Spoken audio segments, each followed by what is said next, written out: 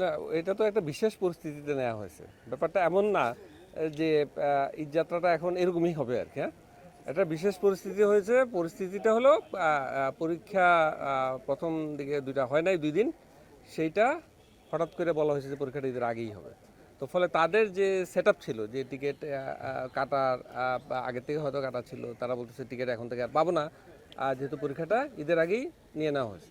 তো ফলে এই অবস্থায় তাদের রিকোয়েস্ট আসছে একটা বাস তাদের দিলে তাদের জন্য ভালো হয় প্রত্যেকটা রুটে। যে প্রত্যেকটা রুটে আমরা দিতে পারিনি, সম্ভবত 5টা বা 6টা রুটে তারা বাস চেয়েছিল, আমরা 3টে রুটে মাত্র দিতে পেরেছি।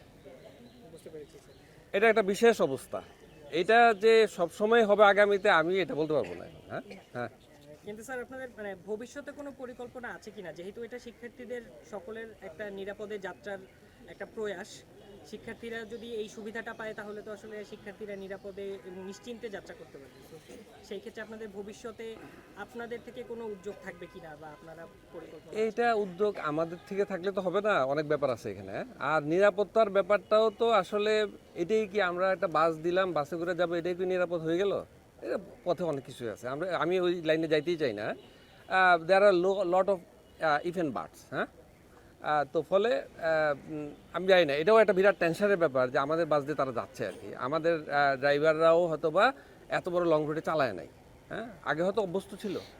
তো ফলে এখানে তো টেনশনের ব্যাপারও আছে। আপনারা বলতেছেন নিরাপদ, আমি তো জানি, আমি তো টেনশনেই আছি। হ্যাঁ, তারা যেন নিরাপদে পৌঁছতে পারে সেই জন্য দোয়া করে না। স্যার, অভিভাবক হিসেবে তো আপনার একটা চিন্তা আছেই, পাশাপাশি এই যে উদ্যোগটা এটাকে শিক্ষার্থীরা সাদরে গ্রহণ করছে, সেই জায়গা থেকে আসলে প্রশাসনিক জায়গা থেকে প্রশাসনিক জায়গার সাথে আসলে গভর্নমেন্টেরও ব্যাপার আছে, তাই না? এখানে অর্থের ব্যাপারও আছে। আমাদের বাস অ্যাভেলেবিলিটি দরকার, 3টা দিয়েছি, আরও 3টা দিতে পারলে আরও ভালো হতো, তাই না? দিতে তো পারি নাই, তো সীমাবদ্ধতা আছে তো, তাই না? তো এই উদ্যোগ আমি একা বললেও তো হবে না, দেখা যাক আর কি। বিশ্ববিদ্যালয় প্রশাসন কিভাবে এই যে এখন যাত্রা যেহেতু শুরুই হয়ে যাচ্ছে এবার, সো নিরাপদ যাত্রার জন্য আসলে বিশ্ববিদ্যালয় প্রশাসন নিরাপত্তাটা কতটুকু প্রদান করতে পারছে বা আপনারা কিভাবে করে ব্যাপারটা অ্যারেঞ্জ করছেন বা সমন্বয় করছেন স্যার? এটা কঠিন ব্যাপার, এটা তো বলতে পারবো না আমি, তাই না? অনেক কিছু হচ্ছে, আমরা আমাদের চেষ্টাটা করছি, তাই না? আমাদের চেষ্টাটা হলো যে তারা যেন যাইতে পৌঁছতে পারে।